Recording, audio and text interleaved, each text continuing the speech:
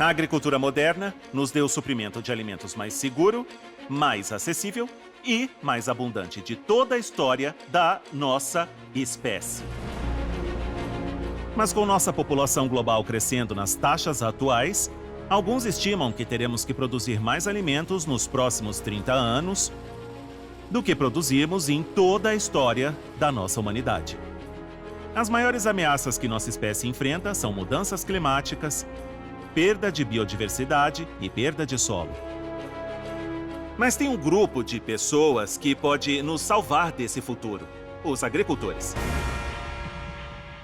Então, eu tô numa jornada para o futuro da nossa comida. Isso é um milagre, que incrível! E para ver com meus próprios olhos o que as melhores e mais brilhantes mentes estão fazendo. Todo mundo quer uma solução. A solução é a própria natureza. Isso para superar essa crise iminente de segurança alimentar. Precisamos começar a pensar agora para resolver o problema que ainda vamos ter no futuro. Nossa pergunta mexeu com a sabedoria popular, por que simplesmente não se livrar das vacas? E interrogou como nossas cadeias de suprimento de alimentos conseguem responder a eventos incomparáveis como a pandemia da Covid-19. A tecnologia terá um papel extraordinário a desempenhar na cadeia alimentar. E estou muito animado com isso. Uau, olha isso! Então, o que eu quero saber é, e se a gente pudesse repensar radicalmente como a gente trata a nossa terra, o que a gente cultiva e o que a gente produz? E se a gente pudesse mudar não só o nosso sistema alimentar, mas todo o nosso planeta para melhor? Seguindo a comida.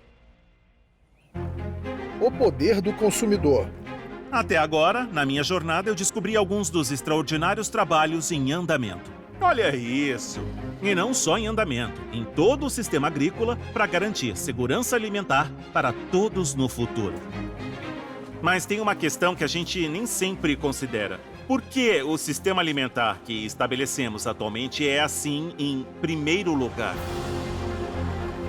A resposta é que, em última análise, depende de nós, os consumidores. Todo o sistema alimentar está realmente configurado para nos fornecer o que exigimos dele.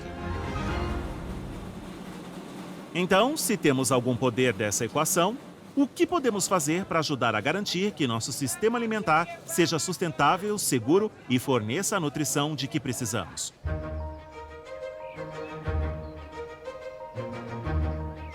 Para começar a responder a essa pergunta, eu me pego voltando para um dos lugares mais diversos do planeta.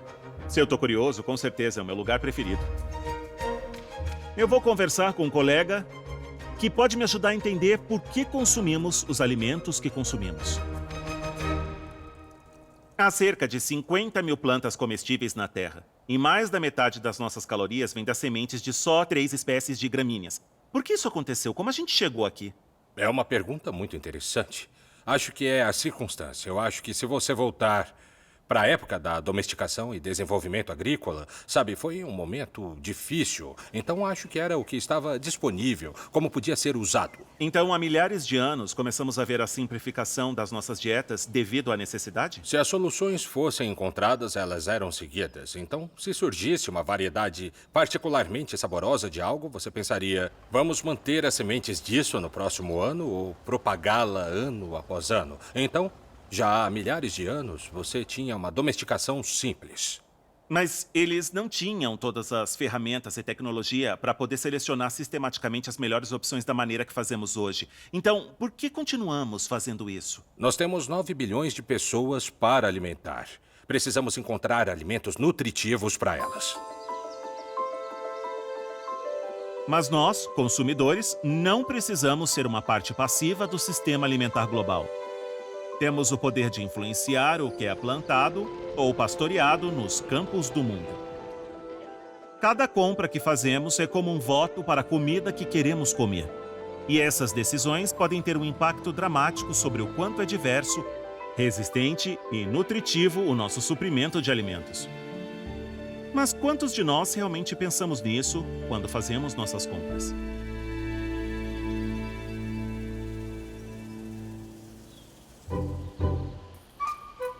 Amanda! Oi, tudo bem? Eu tô bem. É um prazer te conhecer.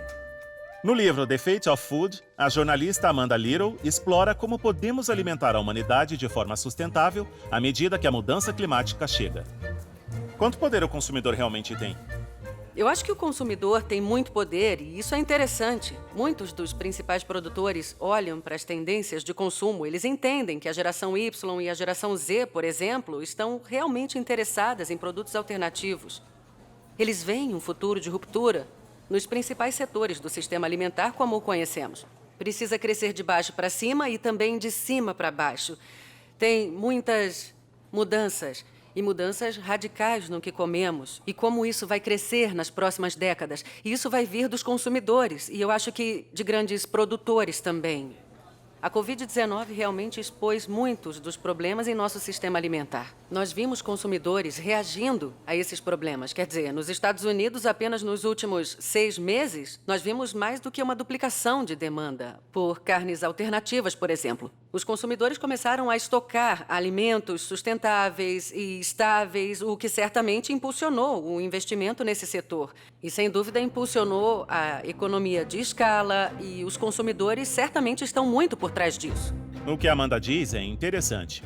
É realmente possível podermos ver os consumidores começando a fazer uma mudança substancial para carnes à base de vegetais? Aproximadamente 80% das terras agrícolas globais são dedicadas à criação de gado e ao cultivo para alimentá-los, gerando até 14% de todas as emissões de gases de efeito estufa, mas produzindo menos de 20% de nossas calorias. A mudança pode causar um grande impacto no aquecimento global.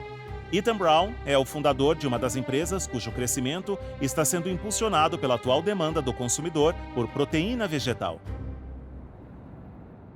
Fundamos a Beyond Meat no início de 2009. E a razão por trás disso foi procurar uma resposta para uma pergunta que eu tinha há muito tempo. Você precisa do animal para produzir uma peça de carne?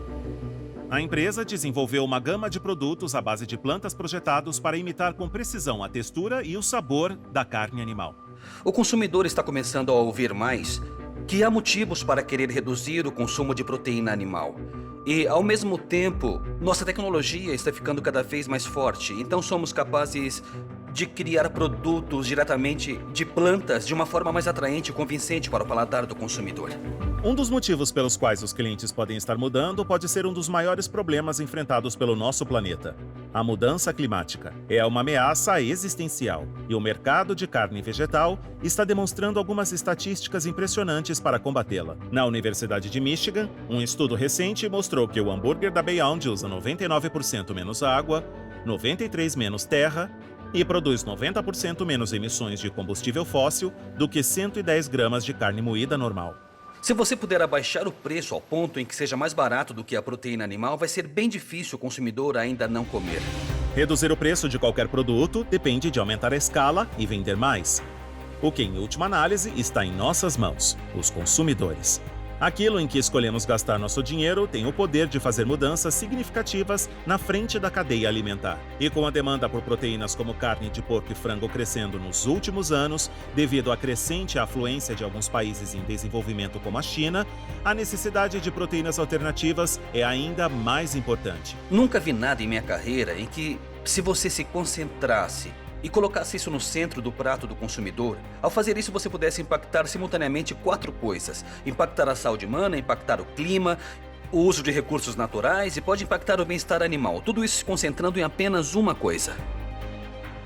O tópico de alternativas sem carne realmente se tornou uma parte importante das conversas públicas nos últimos anos. E isso não significa necessariamente que elas vão substituir a carne. Você não precisa parar para ser vegano ou mesmo vegetariano para incluir alguns desses produtos na dieta. Mas sim adicionar isso como parte de um conjunto de soluções. Se feito da maneira certa, pode ser uma maneira de reduzir algumas das nossas pegadas de carbono.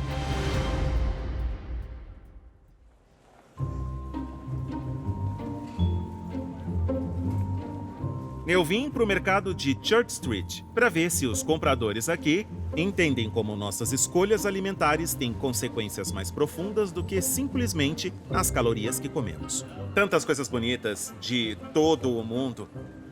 É apenas uma abundância com a qual nossos ancestrais nem podiam sonhar. Olha essas coisas.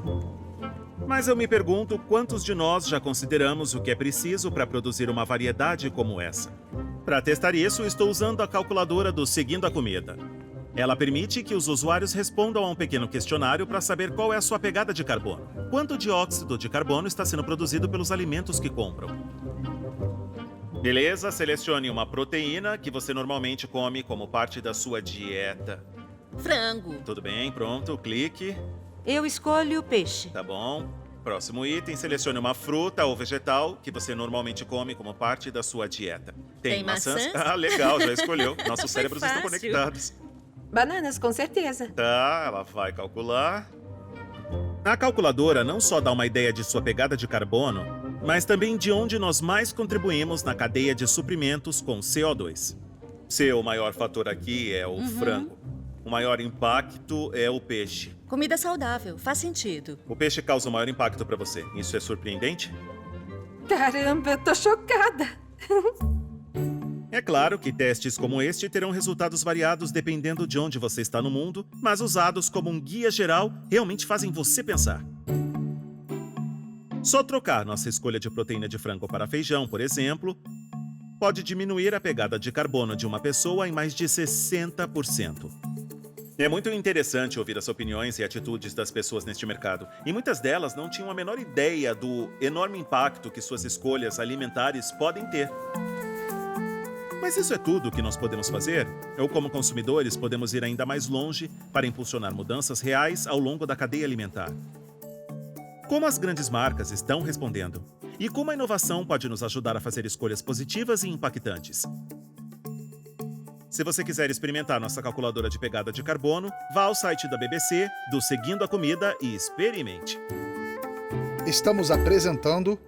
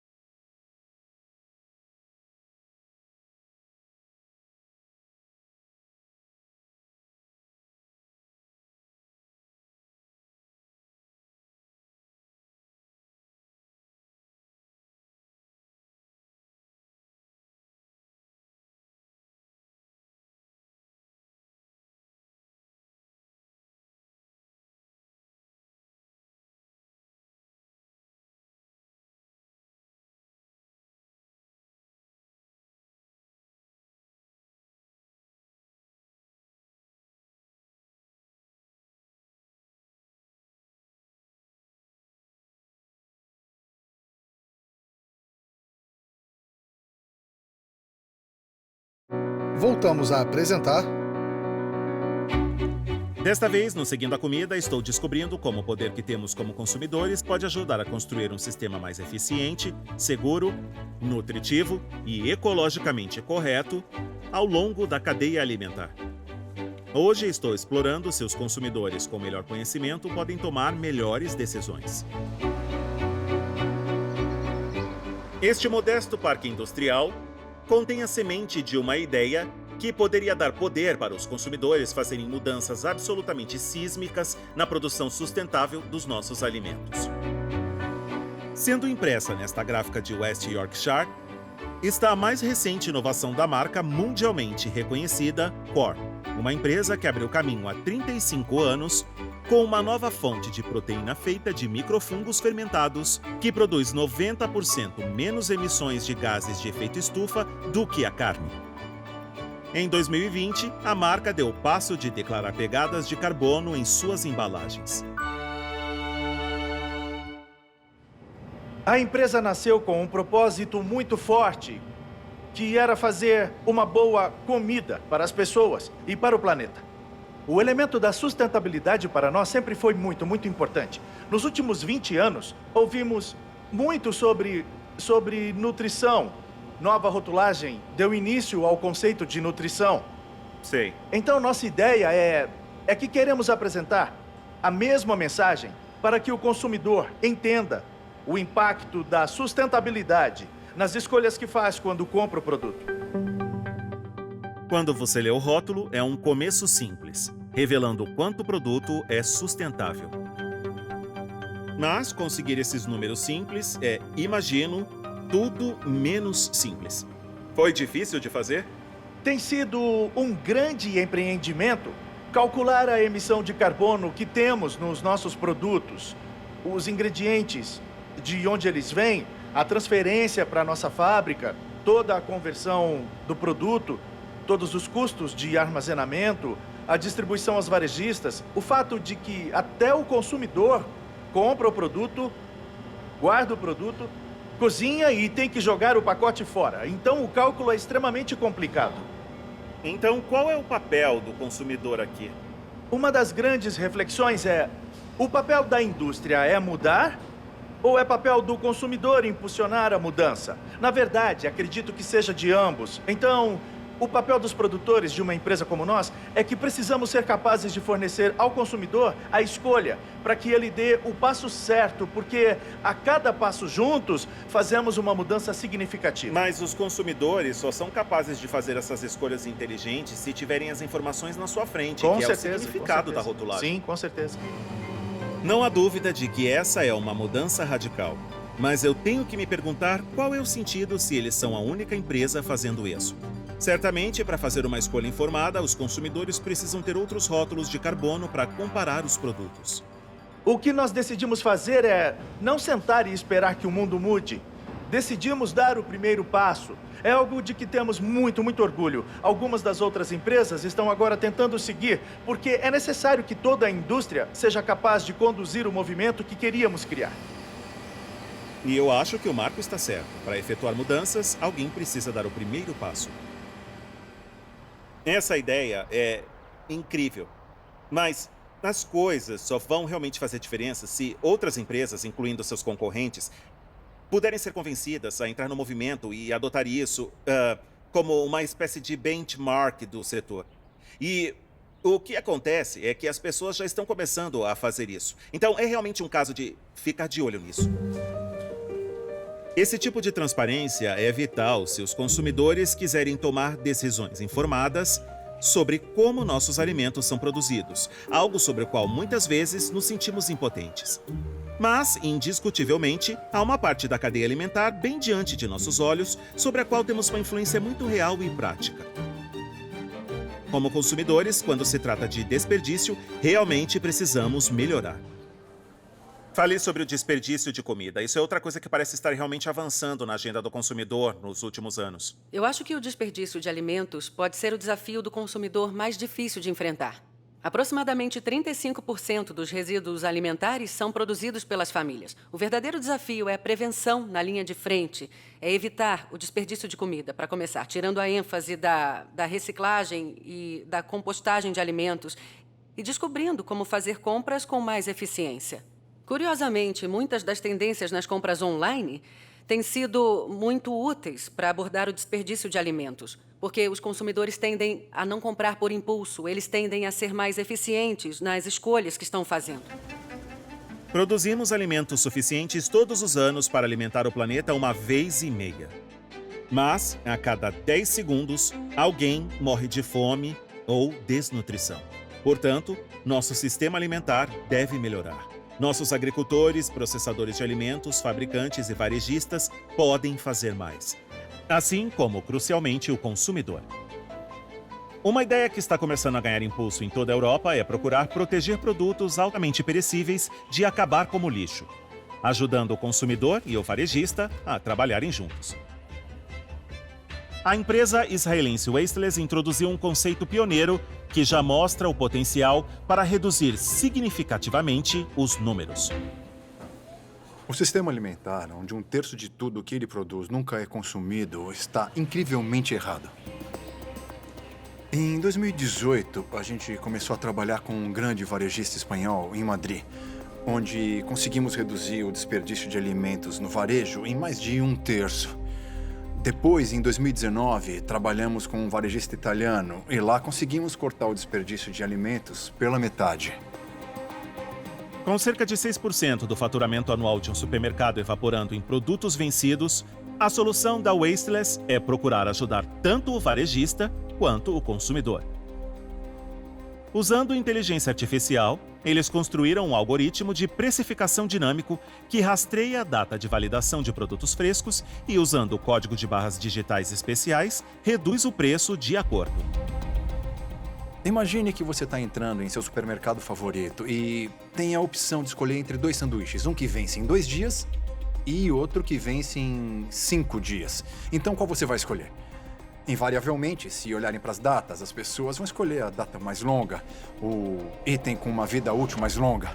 No entanto, o produto que está para vencer antes é igualmente saudável, fresco e de alta qualidade. Então, o que a gente faz é encontrar com inteligência artificial os pontos de preço ideais para tornar atraente para um comprador pagar um pouco menos por um sanduíche que ele vai comer em 20 minutos de qualquer maneira. Os varejistas desperdiçam menos, vendem mais e são capazes de recompensar os compradores pelo comportamento consciente do consumidor. E isso é extremamente importante. É uma ideia que os varejistas tentaram aproveitar ao longo dos anos, a de descontos diários em produtos frescos. Mas as capacidades da inteligência artificial tornam o preço dinâmico uma virada de jogo em potencial no desperdício de alimentos globalmente. Calculamos que se todos os varejistas de alimentos no mundo desenvolvido usassem preços dinâmicos para evitar o desperdício de alimentos, que juntos poderíamos reduzir 500 milhões de toneladas de gases de efeito estufa anualmente. E 500 milhões de toneladas são quase a produção anual do Reino Unido. Isso é realmente substancial. Como o desperdício de alimentos é um problema tão grande e os estragos no planeta são tão substanciais, a gente não pode esperar para evitar o desperdício de alimentos com políticas. A gente não pode esperar para lutar contra o desperdício de alimentos com novas tecnologias. A gente tem que usar as inovações que estão aqui, hoje. E a precificação dinâmica parece uma maneira muito inteligente de fazer isso. O consumidor, o varejista e o produtor, não devemos esquecer, também saem perdendo se o produto vai para o lixo. Juntos, têm todo o interesse em fazer essas ideias funcionarem. Sabe, assistir a notícias ou documentários sobre o estado do planeta às vezes pode fazer você se sentir, bom, um pouco impotente. O que eu, como apenas um indivíduo, posso realmente fazer para fazer a diferença em uma escala planetária? A boa notícia é que se você comeu hoje, já fez. Cada vez que você compra um alimento, você está votando com sua carteira, você está votando com seu paladar para mudar lentamente o sistema agrícola. A cada passo ao longo da minha jornada no Seguindo a Comida... Tudo bem, Sara? O que descobri é que, para criar um sistema alimentar seguro para o futuro, é só a agricultura até onde eu posso ver. Preparado contra as mudanças climáticas... Para você ter uma ideia, a gente está economizando cerca de 70% de água. Um boom populacional? Isso não é uma coisa que você espera ver no interior da Inglaterra. Quinoa é uma alternativa para o arroz, mas que você consegue produzir aqui. Ou mesmo outra pandemia global? Será a aplicação de várias soluções de agricultores, cientistas, varejistas e consumidores. Todos trabalhando juntos, que terá a melhor chance de fazer a diferença coletivamente.